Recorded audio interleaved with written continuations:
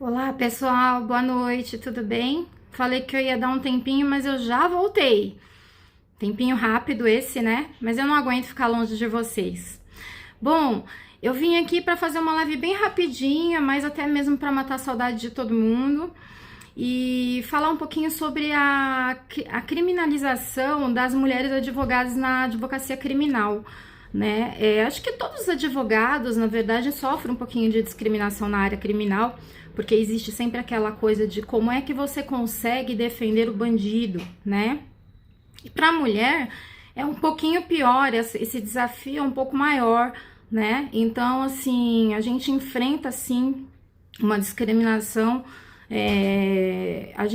existe um pouco mais de arrogância para ser atendida nos lugares, em locais públicos, como, por exemplo, delegacias, presídios, cartórios, enfim, a mulher, porque o homem, ele, por ter a voz mais grossa, ele acaba impondo um pouco mais de respeito, né? Só que assim, a dica que eu deixo, inclusive, para os estudantes de direito, que eu sei que muitos me seguem e eu tenho, inclusive, um imenso prazer, né? E me sinto lisonjeada por vocês me seguirem. E eu quero dizer para vocês o seguinte, que o que impõe respeito não é a grossura da voz e nem é a imposição de sexo, seja feminino ou masculino. O que impõe respeito é o nosso conhecimento. Então, a partir do momento que a gente demonstra conhecimento, a gente enfrenta qualquer autoridade e a gente está pronto para enfrentar qualquer abuso de autoridade. Nós podemos nos defender sozinhos e muito bem, desde que nós conhecemos bem os nossos direitos, tá bom? Contar para vocês que, inclusive, eu já perdi cliente porque a esposa fica insegura por contratar uma advogada mulher com ciúmes do preso que lá está, achando que o preso vai olhar para a mulher, vai paquerar a mulher. Gente, isso é absurdo, tá? Porque assim, eu tô falando doutora Kelly Pimentel, a partir do momento que o preso está do lado de dentro do vidro, ele passa a ser um cliente. E para mim, cliente, eu não vejo se tem olhos azuis, se tem bocas bonitas. Para mim, ele é um cliente, tá? Existe, assim, uma questão de respeito muito grande. E o cliente que não respeitar, inclusive, é cobrado dentro da unidade prisional, tá? Então, assim, a esposa que deixa de contratar uma mulher por conta da condição do sexo feminino, por insegurança, eu posso garantir a vocês, isso não existe, tá? Muito pelo contrário, vou até defender minha classe de mulheres. A mulher, ela tem muito mais sensibilidade, né? Quando eu atendo um cliente, eu quero saber da vida toda dele, da infância, para eu entender o porquê ele chegou naquele nível de acabar cometendo aquele crime. E por causa disso, inclusive, eu já absolvi muitos clientes, tá? Isso é criminologia. A gente descobrir a vida e descobrir o porquê da pessoa chegar no ápice de certas crueldades, ok? Uma outra coisa também é o próprio homem, o próprio sentenciado ou acusado, ter um pouco de discriminação pelo fato de ser uma mulher, né? Ah, mas se fosse o doutor, ele teria mais autoridade para falar, ele teria mais autoridade com o juiz. E já vi também muitos clientes fazerem isso e eu ficar presente e o cliente perder a ação e depois olhar para mim e falar, deveria ter contratado a senhora. E eu dizer, bem feito, porque subestimou a minha condição de mulher, né? Então, assim, nós ali dentro, a partir do momento que nós entramos dentro de uma sala de audiência, dentro de uma delegacia, dentro de uma sala com um advogado, eu esqueço que eu sou mulher, tá bom? Eu esqueço que eu sou mulher. Ali, eu estou em pé de igualdade com qualquer outro advogado, seja ele homem, mulher, homossexual, não me interessa. Ali, eu devo ser respeitada como autoridade que somos, porque o advogado é uma autoridade, né? Nós somos figura essencial à aplicação da justiça. Sem o advogado não tem justiça, tá? Então, isso é uma das coisas que eu gostaria de passar, deixar essa dica para vocês, para quem gostaria de atuar na advocacia criminal, que vocês não precisam ter medo, né? O frio na barriga faz parte, como já diziam na faculdade para nós, ouvimos muito essa frase, o dia que o frio na barriga passar, acabou a vontade de você advogar. Enquanto você advogar, o frio na barriga sempre vai existir. mas nós temos que ter a certeza que o nosso conhecimento é maior. Se vocês querem mais do que fazer um tribunal do júri, que você vai encontrar promotores que estão ali há 30 anos comendo o processo, né? Como que você vai enfrentar? Por isso que eu acho até um absurdo pessoas pegando o tribunal do júri para fazer sem nunca ter feito nenhum, né? Porque eu, antes de fazer o meu primeiro júri sozinha, eu participei de 15 tribunais do júris, acompanhada de colegas, para eu poder ter a segurança de poder falar sozinha e enfrentar o promotor que vem como um monstro, de fato, para cima do advogado. E se o advogado não tiver a altura para poder saber ter um bom debate, o cliente pode ser, inclusive, declarado indefeso pelo juiz, né? Então, assim, tomar muito cuidado nessa questão. Não olhem se é homem ou mulher, olhem a questão da competência, experiência, indicações, cursos, especializações. Tem advogado que se forma e nunca mais faz nenhuma especialização. Nós temos leis, nós temos 10 a 20 mudanças legislativas por dia. Então, assim, você imagina se o advogado não estuda, se ele não se atualiza, como é que ele vai estar pronto para fazer sua defesa? É aonde entra esses advogados que cobram barato, porque eles não têm realmente gasto nenhum, né? O advogado que cobra o preço justo é porque ele sabe o quanto ele gasta para se dedicar e para se atualizar, para fazer melhor aquela sua defesa, tá bom? Uma outra coisa, eu fiquei comprometida com vocês de explicar sobre a questão da interrupção da falta grave, quando acontece um cometimento de falta grave na execução penal. Então vamos lá, vou partir para essa segunda parte. A primeira parte foi mais para explicar um pouquinho para vocês essa questão da atuação da mulher na advocacia criminal, tá? Não tem que ter medo. Eu nunca, nenhum momento da minha vida, aconteceu comigo ameaça por parte de clientes, nunca. Porque a gente trabalha de forma transparente. Olha, sua situação é assim, assim, assim. O que eu posso fazer é dar o meu melhor. Eu não tenho a sentença nas minhas mãos, eu não sou a juíza. Então, assim, o que eu posso te fazer é dar o meu melhor. A sentença é uma questão de sorte, porque depende em que cada vara que cai, porque cada juiz hoje tem o seu próprio código penal. Infelizmente, nós vivemos uma época de insegurança jurídica, tá? Então, assim, você tem que oferecer o seu melhor e não enganar o seu cliente dizendo que ele tá na rua dali uma semana. Porque às vezes aqueles que você acham que não vai sair, você consegue fazer um pedido e tirá-lo.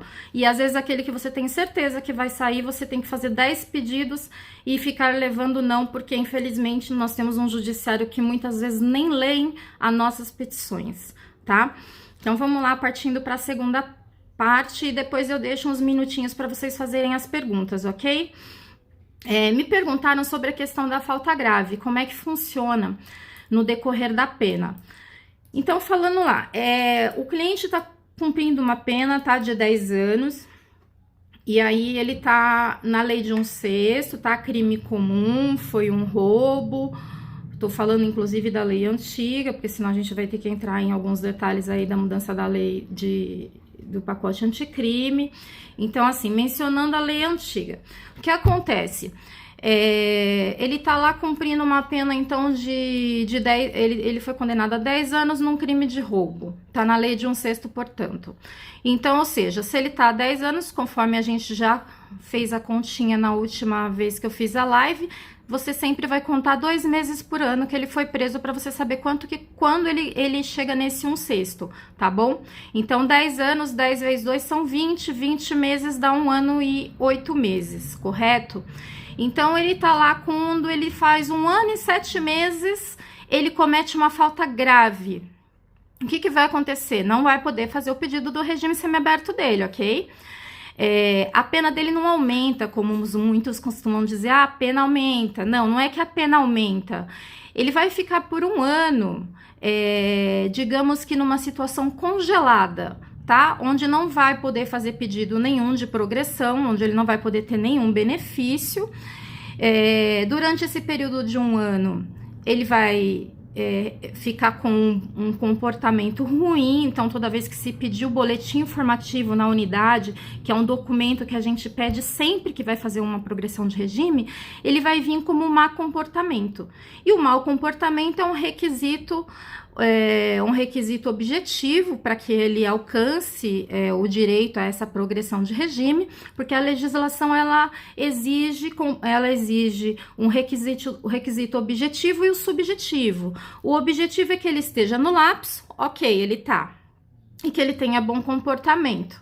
Então, nesse caso, ele já descumpriu o requisito objetivo aí, porque ele vai estar com mau comportamento, tá? O que vai impedir a gente de fazer a progressão dele. Tá, e como é que funciona depois de um ano, doutora? Já pode montar? Não. Depois de um ano, o comportamento dele restabelece. O que é restabelecer? O boletim informativo, quando a gente solicitar lá na unidade, ele vai vir constando como boa conduta, tá? Então, assim, o comportamento dele restabeleceu, ele voltou a ter bom comportamento. No entanto, a contagem para a progressão de regime, essa qual a gente faz de 2 meses por ano, quando ele cometeu a falta, ela congela, tá bom?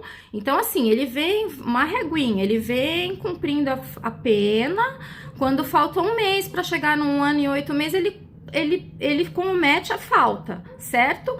Como nós fazemos, então? Recomeça a contagem, não recomeça do zero, recomeça a partir da onde ele cometeu a falta, ou seja, ele já havia cumprido 1 ano e 7 meses. Então, nós vamos fazer o quê? Dos 10 anos que ele foi condenado, você tira 1 ano e 7 meses, que é o que ele cumpriu antes da falta. E aí você, a partir desse tempo, então você vê quanto sobra de pena. 10 anos menos 1 ano e 7 meses, vai daí 8 anos e 4 meses, né? Salvo engano, 8 anos e 5 meses. Então, assim, desses 8 anos e 5 meses, novamente tem que contar 1/6, tá? Então, aí, desses 8 anos e 5 meses, você vai fazer a mesma continha. 2 vezes 8, 16.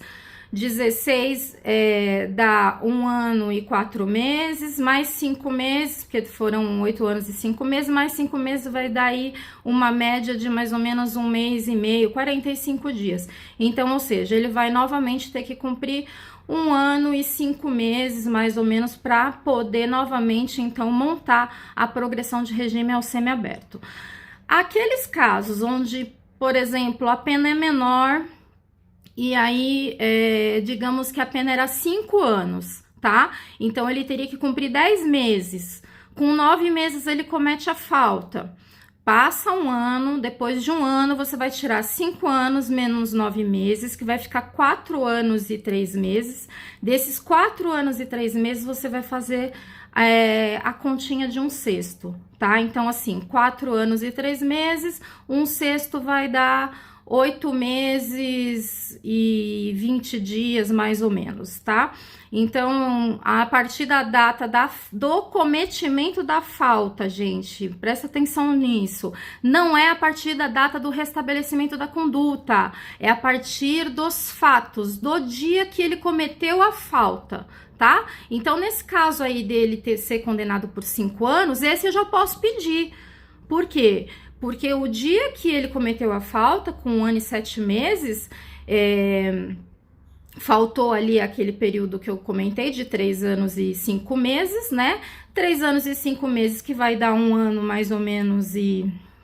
1 ano e 1 mês, digamos aí, vai, para arredondar.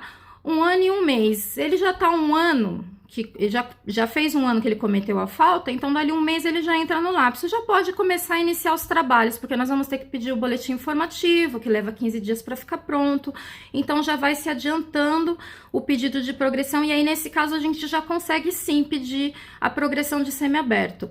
Uma terceira opção que também acontece é assim, o cliente não dá para fazer o pedido do regime semiaberto, porque fazendo essa conta não deu ainda, de novo, 1/6. Tá, mas ele tem direito a livramento condicional. A condicional, se ele for primário e for um crime comum, é 1/3. Então, digamos que a pena dele é 6 anos, ele precisa cumprir 2 anos para ter o direito a livramento condicional. Digamos que ele está preso a 3 anos, porque ele cometeu faltas disciplinares e não pôde montar o benefício do semiaberto. mas ele já cumpriu o lapso para condicional. E aí podemos então pedir a condicional, porque para condicional esse lapso não é interrompido, tá? Prestem atenção. O lapso somente pode ser interrompido para fins de progressão de regime. Para livramento condicional, não. Nós temos súmula 441 do STJ, que muitos ex-juízes das execuções não aceitam, não concordam com a súmula. Nesse caso, precisamos entrar com agravo de execução, mas no agravo de execução nós conseguimos ganhar porque a decisão é do STJ, ok?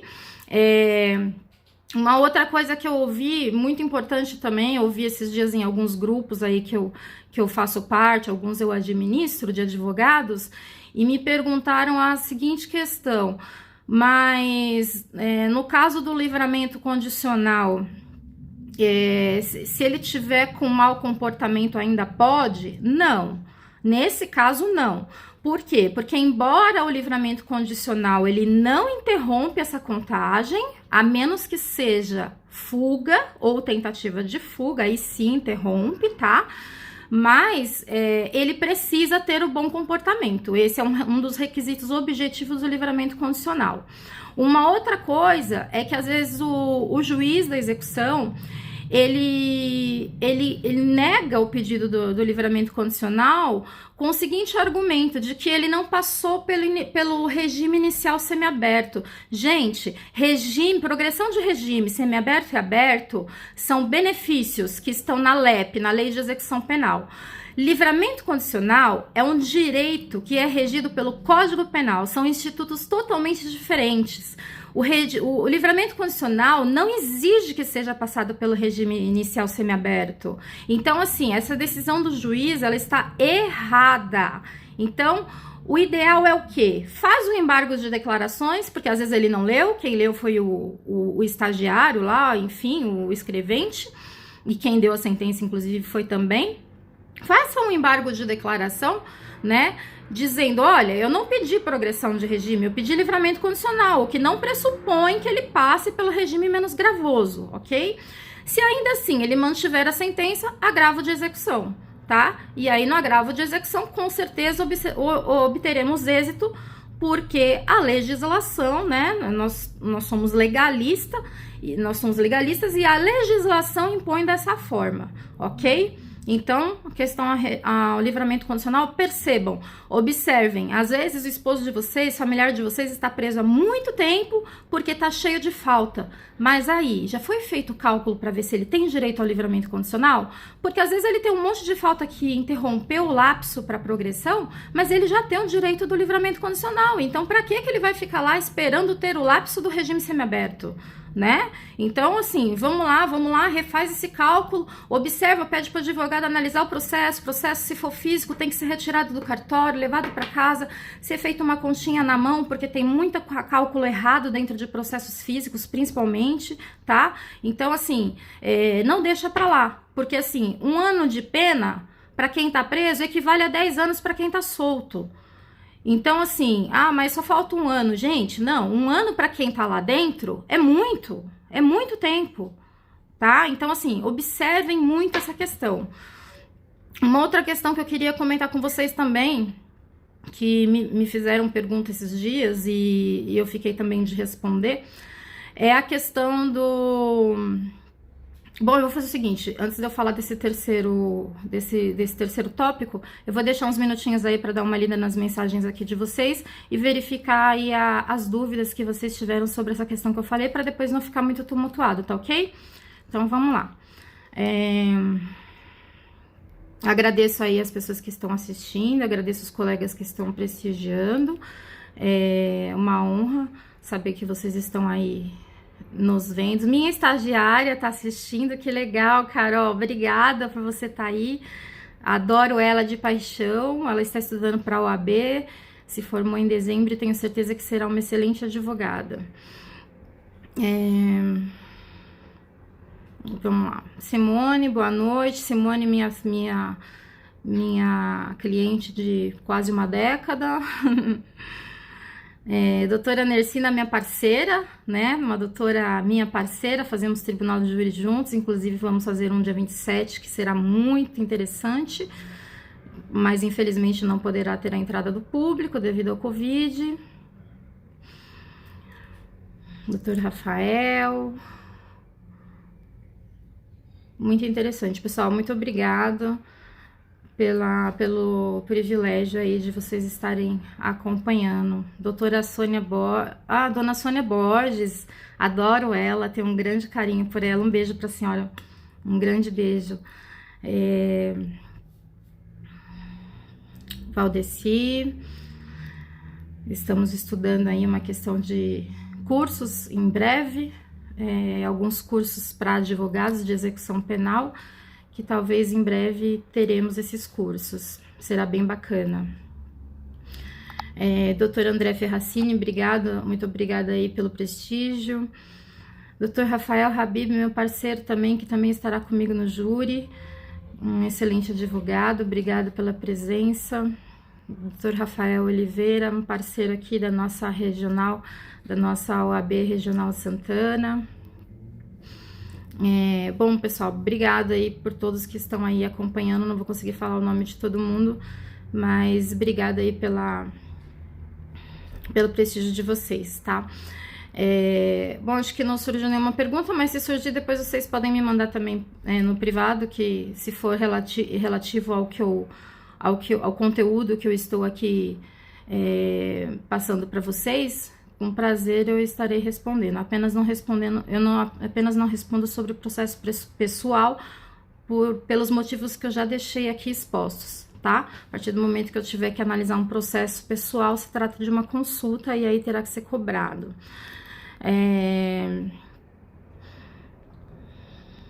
Doutora Alessandra, obrigada, doutora, tamo junto, minha parceirona também, da Baixada Santista. Se Deus quiser, vamos fazer júri juntas também. Ela é a rainha do direito penal. Tenho até vergonha aqui de ela estar me assistindo, porque ela é um ícone no direito penal. Colegas de faculdade que estudaram comigo e hoje são advogados. Parece que foi ontem, mas já faz tempo. Dr. João Rufino. Bacana. Legal, gente. Obrigada aí por todos estarem aí acompanhando, tá? Acredito eu que vocês entenderam, né? Porque como não teve pergunta, eu vou entender que vocês entenderam, mas como eu sei que às vezes tem pergunta, mas as pessoas ficam tímidas para fazer, então aí manda no privado que eu respondo para vocês com o maior prazer, tá bom?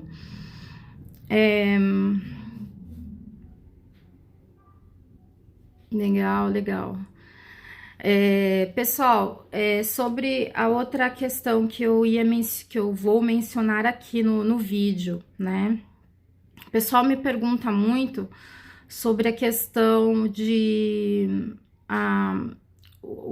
em casos assim, o réu está preso em flagrante delito, mas ele estava cumprindo regime aberto, tá? Então, ou seja, ele estava solto, cumprindo o regime aberto, e aí ele cometeu uma infração e foi preso em flagrante.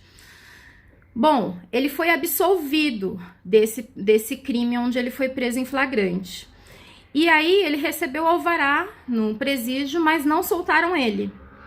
Por que não soltaram ele? Porque o juiz da execução, que é o juiz que fechou o regime aberto dele, tá? Ele cassou o regime aberto por conta de um novo crime, ele precisa tomar ciência de que esse réu foi absolvido para que então ele restabeleça o regime aberto. Então, assim, o presídio não vai soltar, porque o alvará ele vai clausulado.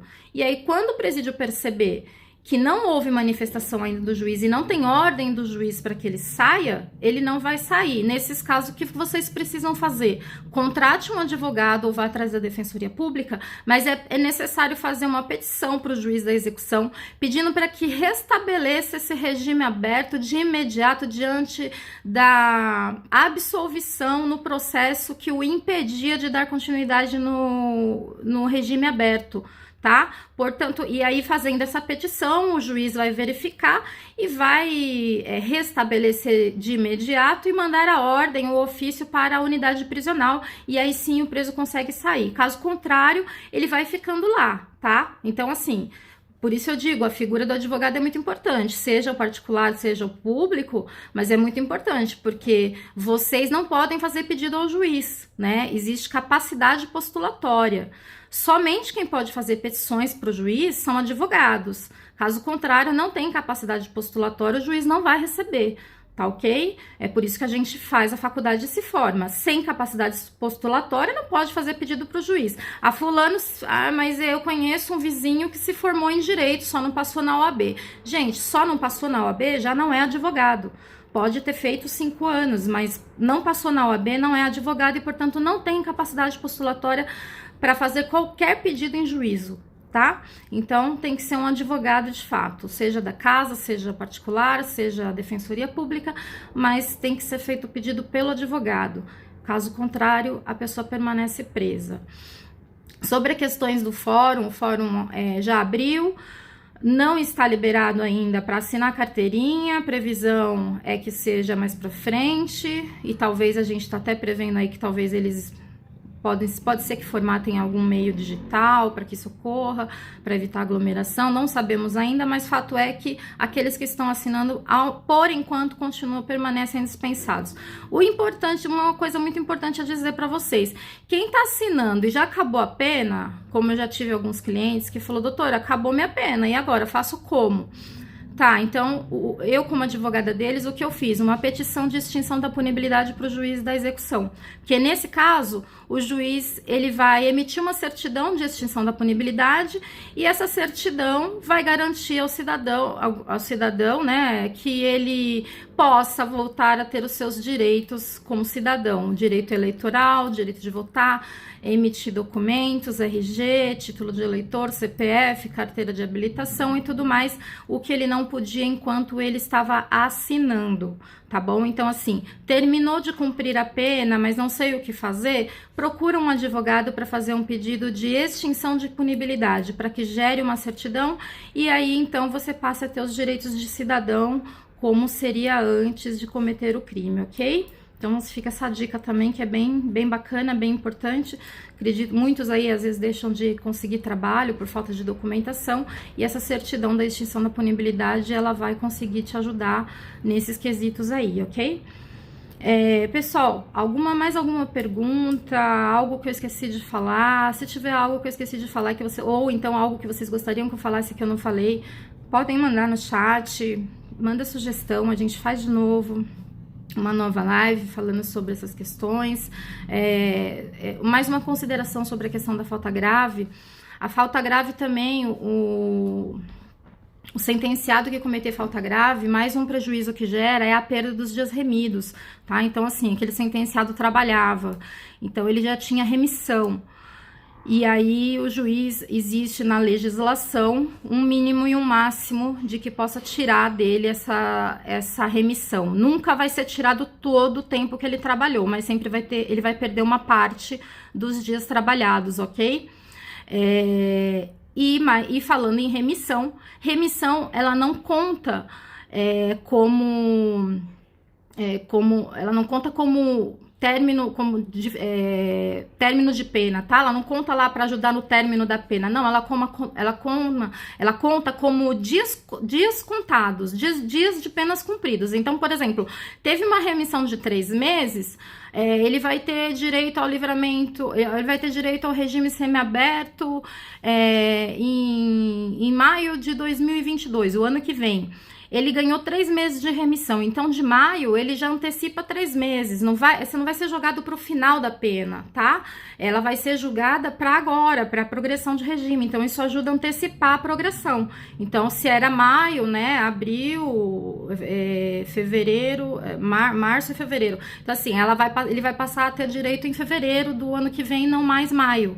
Tá? Então, a remissão ela sempre vai ajudar na hora da contagem da progressão para antecipar essa progressão. Cometeu falta grave, perde-se uma porcentagem desse tempo que ele trabalhou, tá bom? Isso aí vai ficar a depender do juiz quanto que ele vai aplicar na perda dos dias remidos, porque lá dentro da legislação ela impõe um tempo mínimo e o máximo, e aí fica a critério do juiz, ok?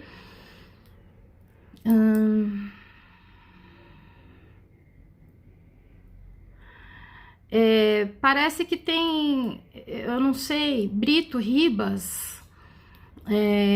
Você quer participar da live, é isso? Eu não entendi direito aqui a mensagem, mas tem alguém aí que quer participar da live? Eu chamo aqui sem problemas nenhum, gente. Vamos lá. Vamos lá, a gente tá aqui para isso.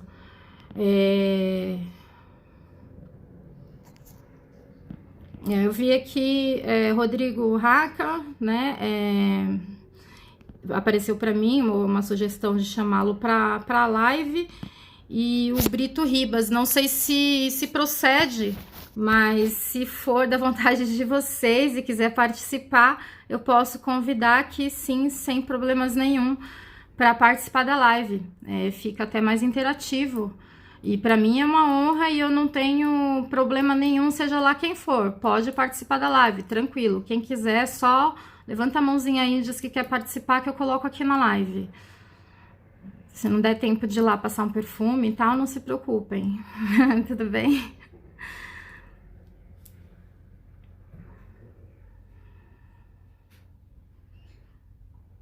Juliana Maria, obrigada pela sua presença, minha cliente. Doutor Alex Orhani, muito obrigada pela presença. Um médico, amigo meu, muito competente. Doutor Francisco, obrigada pela presença. Laís. Vamos lá, gente. Mais alguém? Alguém com dúvida? Alguém que quer que mencione algum assunto que vocês estavam precisando ouvir?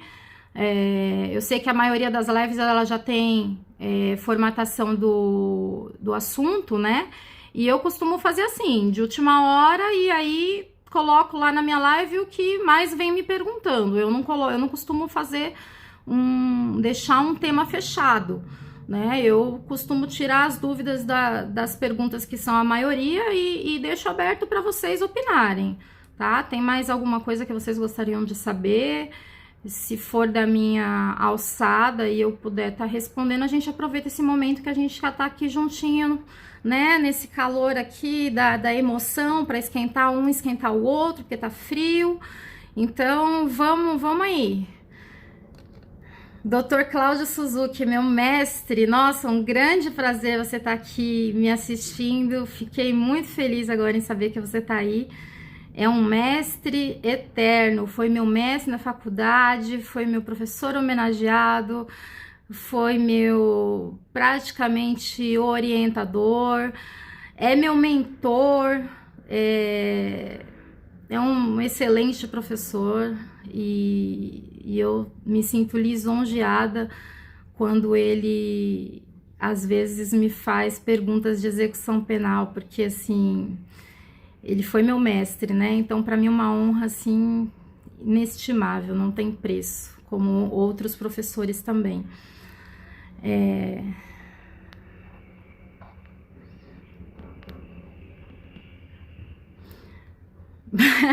Legal, tem uma cliente aqui que tá perguntando como é que faz a conta do processo do marido dela. Não posso falar, tá?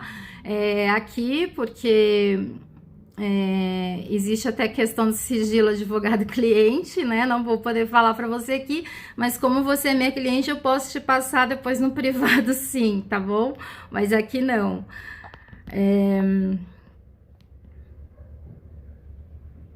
Vamos para os cálculos. Então, cálculo eu já comentei, tá? Essa questão de 1/6 para lei crime comum, crime hediondo 2/5. Para quem é reincidente em crime comum, em crime hediondo, tá? Reincidente em tráfico de drogas, por exemplo, a lei não mudou nada, entre aspas, tá? Ela só mudou para porcentagem, mas vai permanecer lá como se fosse os 3/5. Agora, para quem é reincidente, como eu mencionei na última live, para quem é reincidente, mas não no crime específico, por exemplo, teve aí um artigo 180 no passado e hoje tem um tráfico, ele não pode entrar na lei de 3/5, como a maioria dos juízes da execução faziam e continuam fazendo. Inclusive aqui em São Paulo a gente tem que entrar com agravo em todos, porque eles não estão aplicando a lei do pacote anticrime e deve ser aplicada, tá? Porque a lei é mais benéfica e, portanto, ele tem que cair na lei de 2/5 e não na lei de 3/5. Bastante atenção em cima disso aí, porque dá uma grande diferença no cumprimento de pena.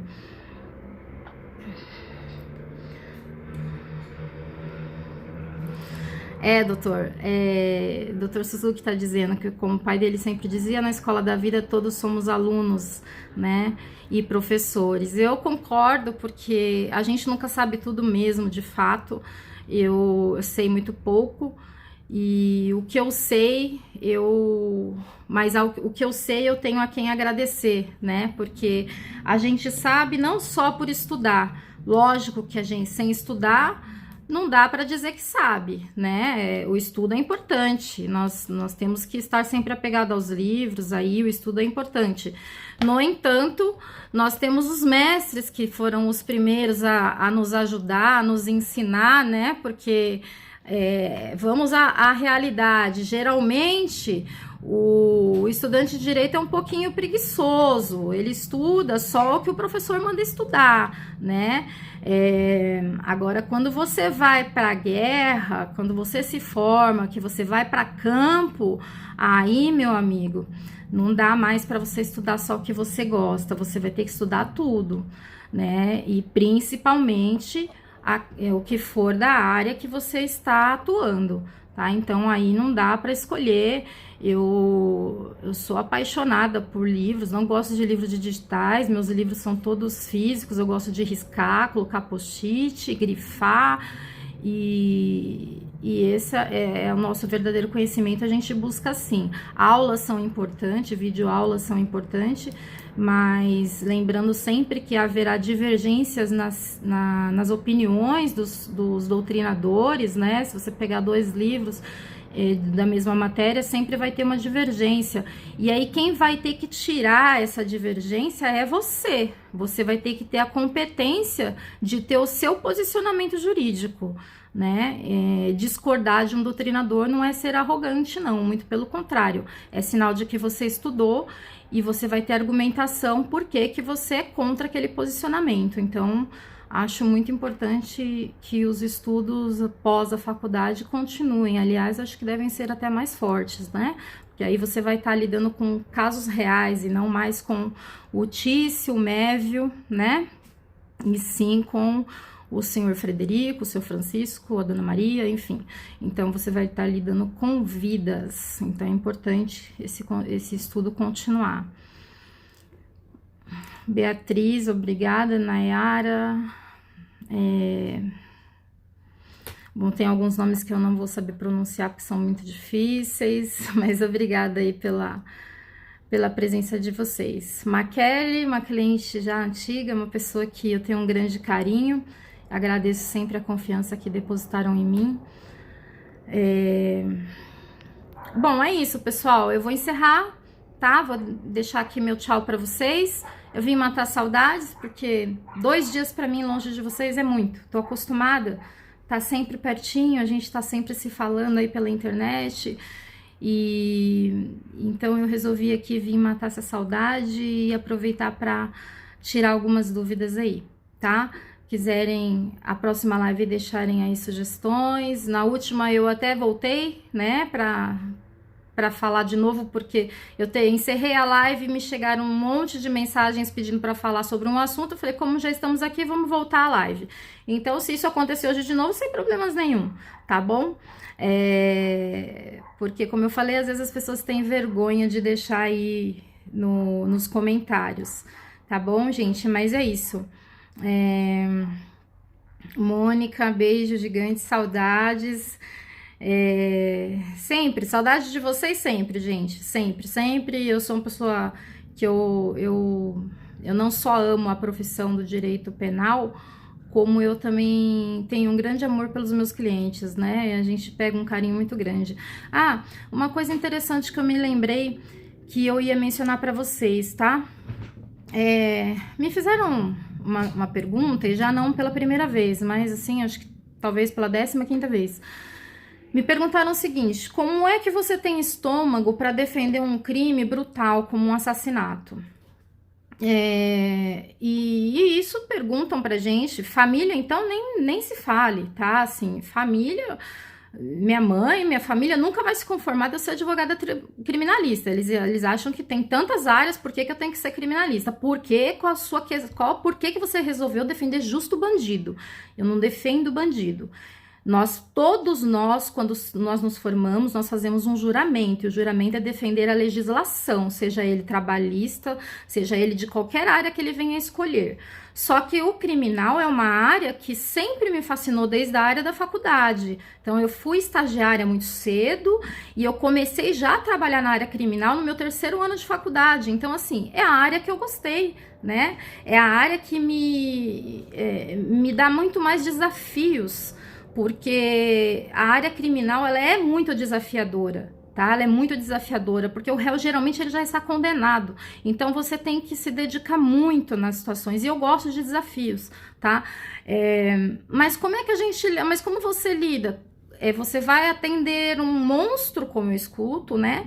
Que matou a pessoa, fez coisas bárbaras, e aí depois tá tudo certo? Gente, é assim. O criminalista, ele tem que ter perfil.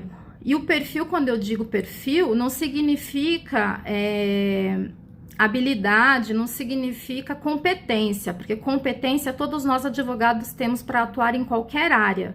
Mas eu digo perfil pelo seguinte sentido: você tem que ser técnico, você tem que entender que o problema do seu cliente é um problema do seu cliente. Você vai atuar como advogada de defesa, técnica, área técnica.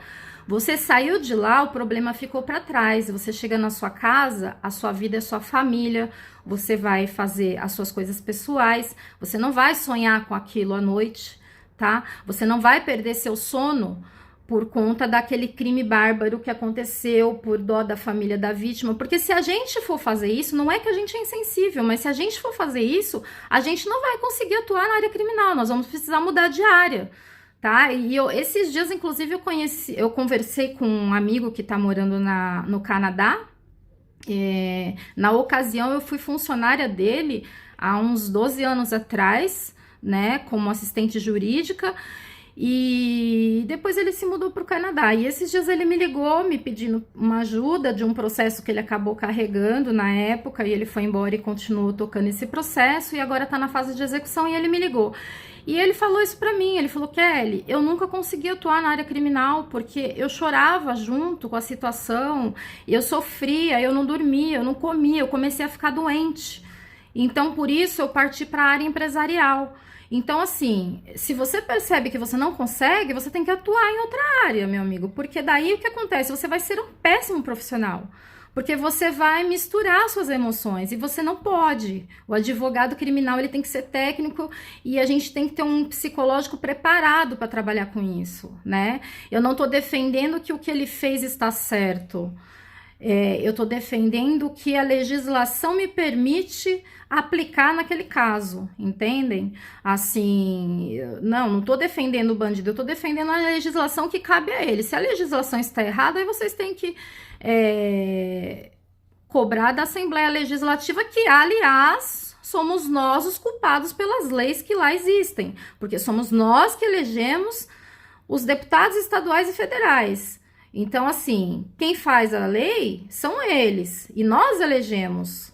Então, não pode culpar o advogado, como eu vejo casos absurdos onde o advogado pega, as pessoas querem cuspir no advogado, querem bater no advogado. Gente, o advogado, se ele não pegar o caso, vai ter outro que vai pegar, mas alguém vai precisar pegar, porque nenhum processo pode seguir sem a presença de um advogado criminalista. né? Então, assim, a questão do caso ser monstruoso ou não, você não pode levar para dentro de si. Você tem que ser técnico, você precisa ser frio. Você pode ter dó do que aconteceu, isso sem problema, a gente é ser humano, a gente lamenta, mas a gente não pode levar isso para nossa vida, porque senão nós não conseguimos desenvolver nossa técnica, tá? E aí eu vou chegar num tribunal do júri e eu vou acabar defendendo a vítima e não o meu cliente, então não posso. Então, assim, precisa ter um psicológico muito bem preparado para atuar na área criminal, tá? A gente precisa saber dividir as coisas. Aliás, uma das coisas que eu falo é que não vou dizer que todos são inocentes, a grande maioria é culpado sim, mas a grande maioria diz para nós que é inocente. Nós sabemos quando estão mentindo, que a gente aprende com o passar do tempo, né, a saber. A mentira, quando o cliente conta para o advogado, só o prejudica, tá? Só o prejudica, porque ele acha que ele dizendo a mentira, ele vai fazer com que o advogado fique com dó dele e faça uma melhor defesa. E não, é o contrário. É o contrário, porque se ele mentir para você, as ferramentas que você teria para trabalhar você não tem mais e você pode ser pega de surpresa dentro de uma sala de audiência e aí sim perder um processo e ainda passar vergonha na frente do juiz. Então, assim, quando eu percebo que o cliente está mentindo para mim, eu peço para ele contratar outro advogado, tá? Porque assim, você quer mentir para o juiz, para sua mãe, para sua irmã, para sua avó, você mente, mas para o seu advogado você precisa falar a verdade, tá? Eu não tô lá para julgá-lo, nem para falar se ele tá certo ou errado, eu vou defender dentro da legislação. Então nós temos que ser técnicos, temos que ser frio, sim, tá? Não significa que a gente não tem coração, que a gente é insensível de forma alguma, muito pelo contrário, eu sempre peço para que meus clientes peçam desculpas à vítima, ao Estado, demonstre arrependimento, mas eu tenho que estar lá. Se eu não estiver lá, o outro colega vai pegar, e eu defendo disso, é meu trabalho, eu escolhi ser criminalista. Então, a partir do momento que eu escolhi ser criminalista, eu não escolho casos, tá? Não existe esse caso você pega, esse eu não pego.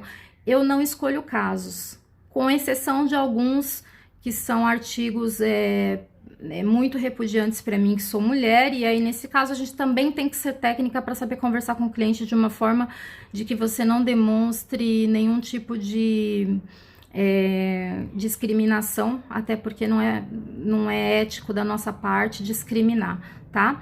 Então, é mais essa dica que eu queria passar para vocês. Essa, na verdade, não é nenhuma dica, né? É uma resposta que eu tenho para aqueles que me fazem essa pergunta. E eu ouço muito isso até de médicos quando eu vou em consulta, dentista, sabe? Pessoas que nem me conhecem, mas quando pergunta, você faz o quê? Eu sou advogada. E de que área? Criminal. Como? Mas você tem coragem? Nossa, mas e que quando o cara faz isso e aquilo, como que você consegue dormir à noite? Normal. Nossa, mas então você não tem coração. Não, gente, eu tenho, mas eu preciso ser técnica, né? Eu fui preparada para isso, eu estou preparada para isso. Por isso que eu fico revoltada quando eu vejo advogados que acabaram de sair da OAB e estão fazendo propaganda na porta do presídio que eles estão pegando 10 júris de graça. Isso para mim é um absurdo, tá? Porque um júri não é brincadeira, um júri é a vida de uma pessoa. Existe toda uma técnica de argumentação, você vai falar com pessoas leigas que vão julgá-lo. Você não pode pegar um júri achando assim, vou começar a pegar experiência, usar cliente de cobaia, de jeito nenhum. Você tem todo um tempo para você ter essa técnica, para você aprender a ter essa técnica de separar a sua vida pessoal da sua vida profissional. Você tem um tempo para você aprender a ter uma argumentação diferenciada no tribunal do júri, porque uma coisa é eu ter argumentação dentro de uma sala de um juiz, porque eu tô falando para juiz e promotor que estudaram a mesma faculdade que eu. A outra é eu argumentar no tribunal do júri, onde eu tô falando para 7 pessoas leigas que nunca estudaram direito, não sabem a definição do que é crime. Então ali a argumentação tem que ser totalmente diferenciada, tem que ter um treinamento. Então, gente, assim, é muita falta de responsabilidade de ver advogados que acabaram de sair da OAB fazendo o tribunal do júri. O tribunal do júri é muito bonito na teoria, mas na prática é um exercício que acaba com a gente, acaba com nós advogados, porque a gente se dedica muito para a grande maioria das vezes o resultado não ser bom, porque o tribunal do júri não é julgado exatamente, como eu disse, por pessoas que tem conhecimento da lei, e a gente às vezes sai até arrasado, porque dá a sensação que a gente trabalhou à toa, mas faz parte, né, de quem atua no tribunal do júri. Então, assim, deixo essa mensagem para vocês. Responsabilidade na hora de contratar um advogado. Contratar um advogado não é a mesma coisa de você contratar um marceneiro que vem fazer um armário na sua casa e você vai procurar o mais barato. Não desmerecendo a profissão de ninguém, tá, gente? Mas estou dizendo quando se trata de produto, que você às vezes fala, eu não tenho condição de contratar esse marceneiro porque ele trabalha com madeira maciça e sai mais caro, eu vou contratar aquele que trabalha com outro tipo de madeira, é mais barato.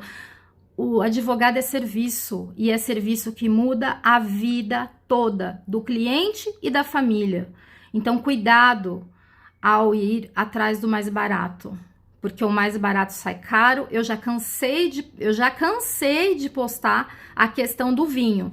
Quem compra vinho barato tem dor de cabeça no dia seguinte e não pode reclamar, porque ele escolheu aquele. Ah, mas eu não posso pagar o mais caro. Então tudo bem, mas então esteja ciente que você também não vai poder cobrar o melhor resultado, tá bom?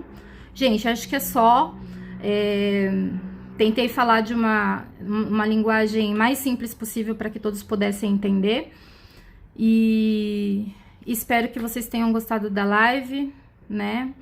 Não sei falar igual meu filho, compartilhe, liga o sininho, essas coisas eu não sei falar, tá? Eu não tô nessa geração, também não estamos no YouTube. Mas assim, se gostaram, vai ficar gravada. Quiser compartilhar, fiquem à vontade. Quiserem fazer ponderações, também estou aqui para isso. Críticas são bem-vindas, faz parte, né?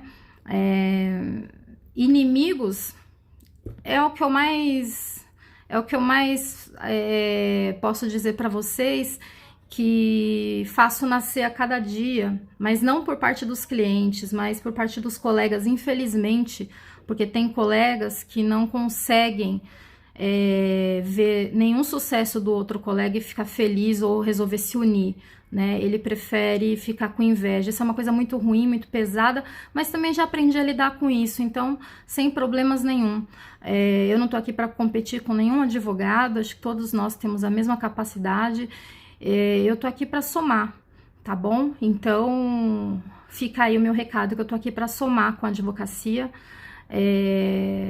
Estarei sempre à disposição dos colegas em qualquer situação, inclusive nas prerrogativas, desde que seja da minha subseção, porque nós temos a questão de competência. Agora, quando se tratar de movimento, aí é diferente, né? Quando se trata de movimento, todos os advogados presentes, aí tudo bem. Mas caso contrário, eu atendo com o maior prazer sendo da minha subseção, até porque nós precisamos evitar aglomeração, nós ainda estamos no meio de uma pandemia, não esquecendo disso, tá? Então, sigo aí à disposição a todos vocês. 1 milhão de beijos, meu agradecimento de todo o coração por todos que estiveram aqui. Meu agradecimento pelo carinho dos meus clientes, porque eu recebo mensagens assim que vocês não têm ideia o quanto me ajudam. Vocês não fazem ideia do quanto me ajuda mensagens carinhosas que eu recebo dos clientes. Eu já vi clientes meus fazerem faculdade de Direito e se formarem e dizer, eu fiz, doutora, inspirada em você. Isso não tem preço. Gente, isso não tem preço, de verdade, de verdade. Então, assim, minha gratidão pela confiança que depositam em mim, minha gratidão por estarem sempre presentes, com palavras que me ajudam, que me confortam, e minha gratidão pelos meus mestres, com carinho, que serão para sempre meus mestres, tá bom? E aos colegas que estão sempre ao nosso lado. Muito obrigado, boa noite para todos. Uma excelente terça-feira para todo mundo e vamos em frente, uma ótima semana para todos, tá bom? Beijo, beijo, fiquem com Deus.